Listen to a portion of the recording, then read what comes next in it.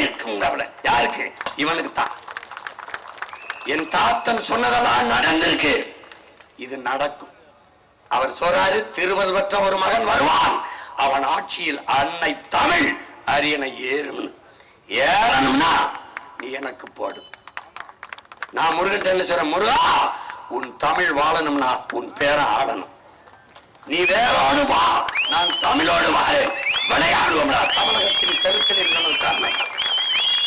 நான் வெல்லுவேன், நீ போடு, போடாம போ. ஒரு நாள் நீ என்னைய தேடுவ, உனக்கு தண்ணி இருக்காது, காத்து இருக்காது, சோறு இருக்காது, ஒண்ணு இருக்காது, படிச்சா வேலை இருக்காதுன்னு என்னை விட்டால் உனக்கு வேற வழி இல்லை. இவன் எவனாவது பேசுறத கவனி. சாராய கடையை மூடுவேன்னு சொல்ல மாட்டான், உனக்கு நல்ல கல்வி தரேன்னு சொல்ல மாட்டான், வேலை தரேன்னு சொல்ல மாட்டான், வேலைக்கேற்ற சம்பளம் தரேன்னு சொல்ல மாட்டான், அதை கொண்டு வாழ்கிற பெருமை மிக்க வாழ்வு தரேன்னு சொல்ல மாட்டான். உனக்கு வேலை இல்லையா, 4000 தாரே, படிக்கவா கடன் தாரே. டேய் யாரா நீங்கெல்லாம்? எங்கிருந்து கிளம்பி வாரிய? 20 லட்சம் கல்விக்கு கடன்.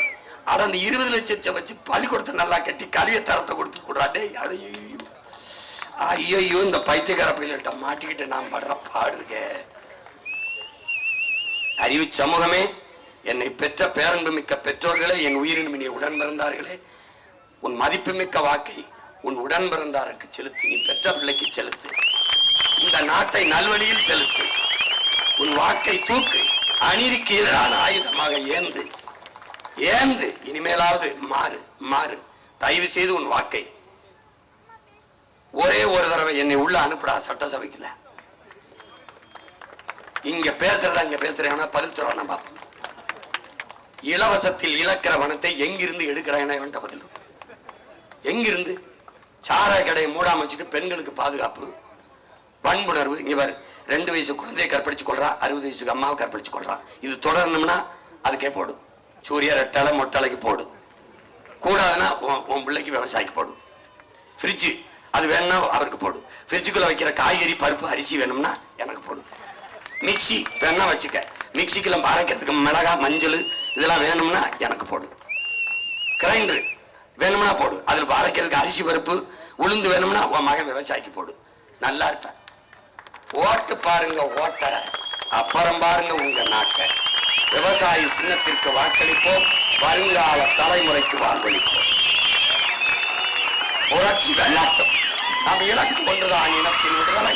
இனம் ஒன்றாவோம், இனத்தை ஒன்றாவோம். தமிழ் தாய் வாழ்க, தலைவர் பிரபாகரன் வாழ்க. நாம் தமிழர்.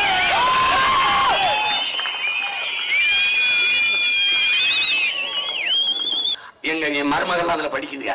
அது அண்ணா இது உங்களுக்கு போட்டு காட்டுங்க, நம்ம மக்களுக்கு எப்படி படிக்கணும். அவனுடைய போக்குவரத்து, அவனுடைய நீர் மேலாண்மை எல்லாம் சிறப்பா இருக்கு. சின்ன நாடு பாரு, பள்ளிக்கூடம் பாரு, நட்சத்திர விடுதி போல இருக்கும் பாரு. எப்படின்னு கழிவறையை பார்த்துக்க. இங்க பாரு எப்படி இருக்கு, எப்படி வச்சிருக்கான் பாரு, என்ன தரம் பாரு, ஒவ்வொன்றையும் பாரு எப்படி எப்படி போகுது பாரு. பள்ளிக்கூடம் பா, பள்ளிக்கூடம் பிள்ளைகள் எப்படி படிக்குதுங்க பாரு. 5-6 பிள்ளைங்க தான் ஒரு வகுப்பு. தொடக்க மற்றும் நடுநிலை கல்வி கட்டாயமாகும். எல்லாருக்கும் கட்டாயமாக கல்வி கொடுக்கணுங்கிற சட்டம் வச்சிருக்கான்.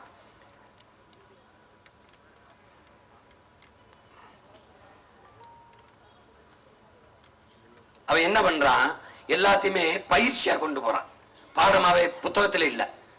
இங்க பாரு, சிங்கப்பூர் நீ என்ன நினைக்கிற, நம்ம சிவகங்கை அளவு தான் சிங்கப்பூருக்கு முதல்ல சொல்லிட்டேன். அவன் 3வது இடத்துல இருக்கான் கல்வியில. முதல்ல பின்லாந்து இருக்கான், 2வது தென்கொரியா இருக்கான், 3வது இடத்துல சிங்கப்பூர் இருக்கான். இத்தினின்றா நம்ம சிவகங்கை மாவட்டம் தான். 45 மணி நேரத்துக்குள்ள அதை மொத்தமா சுத்திட்டு வந்துடலாம். அப்போ ஒரு சின்ன நாடு சிங்கப்பூர் கொடுக்க முடியறத உன் மகன் சீமானால கொடுக்க முடியுமா? முடியாதா? லீக்குவானியால முடியும், உன் மகனால முடியாதா? உன் மகனால முடியாதா? ஒரு பெரிய கனவை நான் வச்சிருக்கேன். இந்த பயலுக மாதிரி அரிசி தருவேன், பருப்பு தருவேன், வியாபாரம் பண்ண வரல, உன்னை ஏமாத்தன வரல. ஏமாத்துறவன் தான் என்ன பண்ணிருப்பேன், வீட்டுக்கு ஒரு ஹெலிகாப்டர் தாரேன்னு இருப்பேன். ஒவ்வொரு தாய்மாருக்கும் ஒவ்வொரு கிலோ தங்கம் நீ எப்படி தருவாங்க என்ற கேப்பியாடா? கேப்பியா? அவனெல்லாம் எப்படி கொடுப்பானோ 2000 3000 சிலிண்டரு 10,000 அப்படி கொடுப்பானோ அப்படித்தான் நானும் கொடுப்பேன். நீ என்ன பண்ணுவேன்? சரி, இன்னையிலிருந்து சொல்றேன், தேர்தல் வாக்குறுதி சீமா எழுதிக்க, வீட்டுக்கு ஒரு ஹெலிகாப்டர்.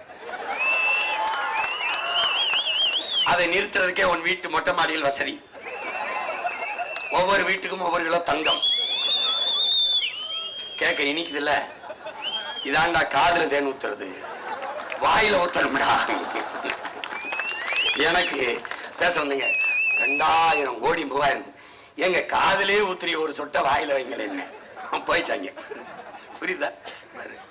இந்த ஒரு 5-6 பிள்ளைதான் ஒரு ஆசிரியர். சிங்கப்பூர்ல 6 வயதில் ஒன்னாப் சேர்க்குது, அது 7 வயதில் சேர்க்குது. பின்லாந்து, தென்கொரியா 8 வயதில் சேர்க்குது. ஓ மகன் 6 வயசுல சேர்க்கிறேன். புரியுதா? இங்க பாரு எப்படி சேர்க்கிறேன், எப்படி எப்படி வகுப்பறைய பாரு எப்படி இருக்குன்னு. உன் பிள்ளைக்கு இப்படிலாம் ஒரு கல்வி வரணும்னா தயவு செய்து உனக்கே படிக்கணும்னு தோணும். இந்த பாரு கனடா, அவன் என்ன பண்றான், இந்த மத்தியில ஒரு கல்வி அமைச்சகம் கிடையாது. இப்ப இந்திய அரசு எல்லாத்தையும் அது தீர்மானம் அப்படி இல்லை. ஒவ்வொரு மாகாணத்திற்கும் அவராலே அவருடைய கல்வியை தீர்மானிச்சுக்கலாம். அதுக்காக தான் நம்மள தான் சொல்றோம், கல்வி மாநில உரிமையா இருந்துச்சு, அவன் எடுத்துட்டு போயிட்டான். இந்திரா காந்தி எடுத்துட்டு போயிட்டாங்க. எடுக்கும்போது கையெட்டி இருந்தது நம்ம ஐயா தான், இந்த திமுக தான். எடுத்துட்டு போனவனும் எடுக்கும்போது கையெட்டி நின்னவனு ஒன்னா வாரான். கல்வியை மாநிலத்துக்கு கொண்டாடுறோம்னு இத்தனை வருஷமா சொல்லி ஏமாத்திட்டு இருக்கா. நீனே ஏமாந்துட்டு இருக்க. அவன் பாரு, ஒவ்வொரு பிராந்தியமும் அதாவது மாகாணம், ஒவ்வொரு மாநிலமும் தங்களுக்கான தனி கல்வி சட்டங்களை பாடத்திட்டங்களை வகுத்துக் கொள்ளலாம். அதை தான் நான் கேட்கிறேன். அவன் எடுத்துட்டு போயிட்டான், நம்மளை கேட்காம. அவன் தரமா இருக்கிறான். இப்ப நான் என்ன பண்றேன், அவனை கேட்காம எடுத்துக்கிறேன், முடிஞ்சா பாத்துக்கடான்றேன். இங்க பாரு கனடா, அவன் பள்ளிக்கூடம் பாரு எப்படி இருக்கு பாரு. 3-4 குழந்தைக்கு ஒரு டீச்சர் உட்கார்ந்துருக்கு, ஆசிரியர் உட்கார்ந்து பாடம் நடத்திக்கிட்டு இருக்கு. 6 வயசு முதல்ல 6 வயசு முதல்ல பாட ஆரம்பிக்கிறான். 6 வயசுல இருந்து. அதுக்கப்புறம் ஜெர்மனியில் 6 வயது முதல் 15 வயசு வரை கட்டாய கல்வி. இந்த இடத்துக்கு இந்த தரம் இருக்குல்ல, இந்த தரத்தை நம்ம நாட்டில் கொடுக்க முடியுமான்னு கேட்குறீல்ல. இந்த நாடு 5 நாடு இருக்கு, கனடா, ஜெர்மன், இதெல்லாம். அது மாதிரி ஒருத்தன் கொடுத்தான். யாருன்னு பாரு, யாருன்னு பாரு, பள்ளிக்கூடத்தை பாரு, எத்தனை மினிஸ்ட்ரி யாருன்னு தெரியுதாடா? அரவிந்த் கெஜ்ரிவால். டேய், உன் நாட்டில் ஆக சிறந்த கல்வியை கொடுத்தவன்டாவன் 5 வருஷத்துல. அதனாலதான் அவனை மறுபடியும் மக்கள் தேர்வு செஞ்சாங்க. இந்த சாராய ஊழல் அந்த ஊழல் போட்டு ஜெயிக்க முடியாம ஒழிச்சுட்டாங்க. ஒரு நல்லவனை வரவிட மாட்டான். இப்ப உன் மகனை ஜெயிக்க விடுறியா நீ? அந்த மாதிரி தான் அவங்க கதை. அவன் பள்ளிக்கூடத்தை பாரு, நீச்சல் குடம் வச்சிருக்கான், விளையாட்டு திடல் வச்சிருக்கான், வகுப்பறை எப்படி வச்சிருக்கான் பாரு. அவனை பாரு. ஒரு கனவுக்கு கொண்டு போயிட்டான்டா நம்ம நாட்டிலேயே, டெல்லியில. பாரு எப்படி பாரு. இத அங்க ஒருத்தர் நடத்தினாரு, தலையில காலில் நமக்கு பக்கவாட்டுல. இங்க ஒரு தாத்தாவை பாரு. கேரள மாநிலத்துல தனியார் பள்ளிக்கு போய்கிட்டு இருந்த 30 விழுக்காடு மாணவர்களை அரசு பள்ளி கல்லூரியை நோக்கி திருப்பிட்டார் ஐயா பினராயி விஜயன். நான் சொல்றது கனவுன்னு நினைக்காதடா, என் கனவு உண்மையிலே நடக்கிறவர். டெல்லியில இந்த கேரளாவில் அவன் பள்ளிக்கூடத்தை பாரு, அவன் பள்ளிக்கூட கற்பித்தல் முறையை பாரு, எப்படி பிள்ளைகளை வச்சு பாடம் சொல்லி கொடுக்குறான் பாரு. அப்போ இப்ப உன் மகன் என்ன சொல்றேன், உன் உடன் பிறந்தவன் உலக தரத்திற்கு கல்வி. இனி உலக தரம் என்பதே பின்லாந்து தரம் அல்ல, தமிழ்நாட்டின் கல்வி தரம் தூக்கி கொண்டு வரேன். நானே சொல்லிட்டேன், பிள்ளை ஓம் பிள்ளை இல்ல, என் நாட்டின் பிள்ளை. விட்டுட்டு நீ வெளியில போ, பெத்து கொடுத்துட்ட. அவன் என்ன வாங்கணும்னு நான் முடிவெடுப்பேன், அவன் முடிவெடுப்பான். அந்த உரிமையை அவனுக்கு கொடுத்துட்டு நீ வெளியேறிடுவேன். நீ சும்மா இன்ஜினியர் ஆகிடா. அவன் என்ன வாங்குறான்னு அவன் சொல்லுவான். அந்த சுதந்திரத்தை கொடுக்கல, தூக்கி உள்ள வச்சு 6 மாசம் வச்சு விட்டுருக்கேன். பார்த்துக்கிட்டு வெளுத்து விட்டுரு. இங்க பாரு, இப்போ உன் பிள்ளை அதிகாரத்துக்கு வந்தவன எல்கேஜி யூகேஜி கிழிச்சு தூர போட்டுறேன். போட்டு என்ன பண்றேன், அரும்பு மொட்டு மலர்னு 3 வகுப்பா பிரிச்சுக்கிட்டு என்ன பண்ணிடுறான், அறிவு சுடர். என் பிள்ளைகளுக்கு வந்து அரும்பு மொட்டு மலர் 3 வகுப்பு. அரும்பு 3 வயசுல சேர்க்கிறேன். பிறந்த உடனே போய் இந்த எல்கேஜிக்கு சீட் வாங்கிட்டு இருக்காத, 3 வயசுல சேர்க்கிறேன். எதுல? அரும்புல. அங்க பள்ளிக்கூடத்தை பிள்ளைய படிக்காது, பாடம் கிடையாது. 1 மணி நேரம் தான் வகுப்பு. என் பிள்ளைகளுக்கு ஒரு விளையாட்டு மாதிரி பள்ளிக்கூடத்துக்கு போக நிறைய நண்பர்களை பார்க்க, பாட ஆட சொல்லிக் கொடுப்பாங்க. எல்லாம் சொல்லிக் கொடுப்பாங்க, கதை சொல்லுவாங்க, பாட்டு பாடுவாங்க ஆசிரியர்கள். அங்க எல்லாம் வச்சிருப்பேன். என்ன வச்சிருப்பேன்? இசை வயல வச்சிருப்பேன், பொம்மை வச்சிருப்பேன், தாயக்கட்டு வச்சிருப்பேன். அறிவை வளர்க்கிற நீ தாயம் நினைக்கிற, அதுல பெரிய அறிவியல் இருக்கு.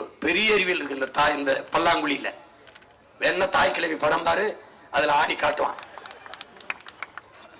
இப்ப என்ன பண்ணுவேன், அரும்பு மொட்டு மலர்ல பிள்ளைகள் படிக்காது, ஆசிரியர்கள் பிள்ளைகளை படிப்பாங்க. பெற்றோர் சேர்க்க வரும்போது சொல்லிடுவேன், பிள்ளைகளை நீங்க படிக்கணும், கவனிக்கணும். ஏன்னா பிள்ளையின் முதல் பள்ளிக்கூடம் தாயின் இதயம்ங்கிறான். தாய் தான் முதல் ஆசிரியங்கிறான். தாய்கிட்ட இருந்து தந்தைகிட்ட இருந்து தான் கற்றுக்கொள்ளுது. அப்போ என் பிள்ளைகள் 1ஆம் வகுப்பை 6 வயசுல சேர்ப்பேன். அரும்பு மொட்டு மலர் 6 வயசு ஆயிடுது. சேர்க்கும் போது ஆசிரியர் ஒரு சான்று கேட்பேன், பெற்றோர்கிட்ட ஒரு சான்று கேட்பேன். பிள்ளைக்கு எதுல விருப்பம்னு நீங்க கொடுக்கணும். அவனுக்கு இசையில ரொம்ப நாட்டம் இருக்கு, ஓவியத்துல நாட்டம் இருக்கு, அவனுக்கு விளையாட்டுல நாட்டம் இருக்கு, அவனுக்கு ஓடுறதுல விளையாடுறதுல இருக்கு, அவனுக்கு பாடுறதுல இருக்கு. அப்ப பின்லாந்துல 6 வயதுல சேர்த்து 7 வயதுல தான் பாடம் நடத்த ஆரம்பிக்கிறான். புரியுதா? 6-7 வயதுல ஒரு மாணவன் தனக்குத்தானே ஒரு வேலையை அவனுக்கு வேண்டியது செய்து கொள்ற போலத்துலதான் அவனால அந்த லேர்னிங் கெப்பாசிட்டி, கற்கிற திறன் கூடுதுங்கிறான். அப்பதான் ஆரம்பிக்கிறான். அவன் 8 வயதுல தான் அவன் பள்ளியில சேர்க்கிறான். தென்கொரியா நம்ம 6 வயசுல 1ஆம் சேர்க்கிறோம்.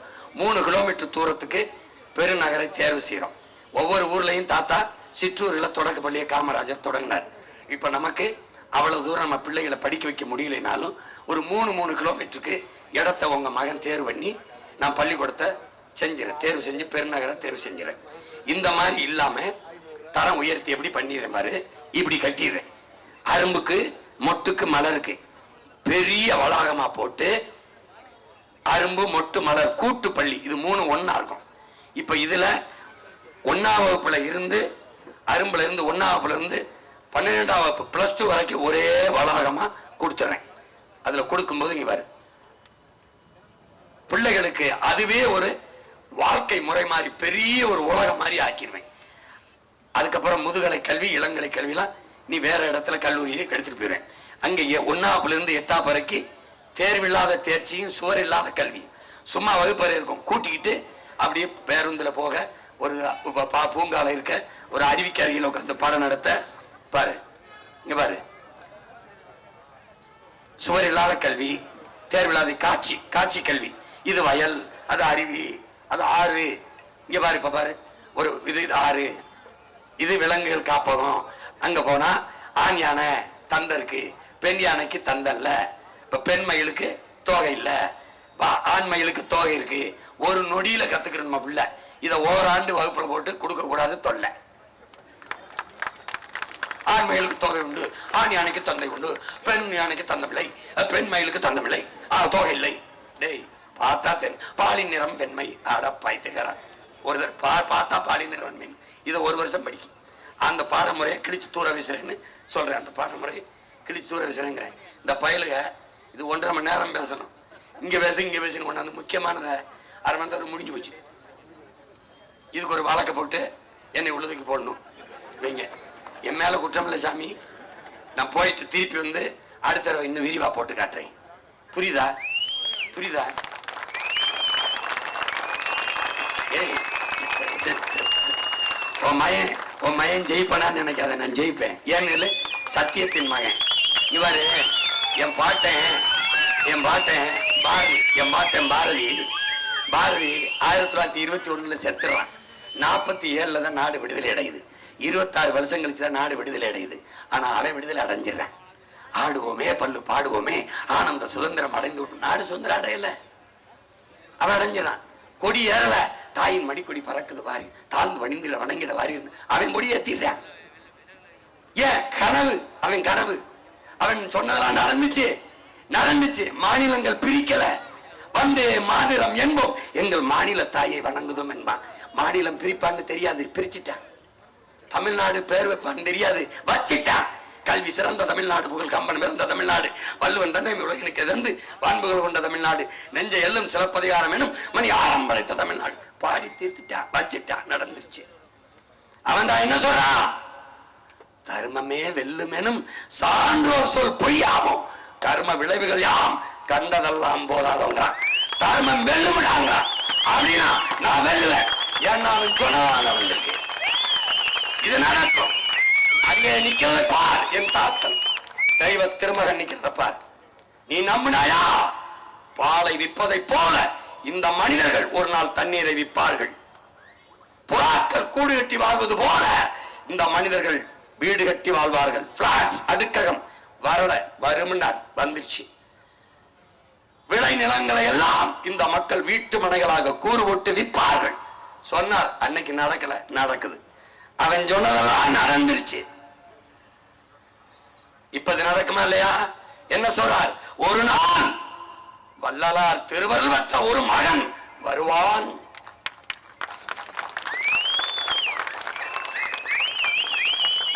அவன் ஆளும் போது என் அன்னை தமிழ் அரியணை ஏறும்.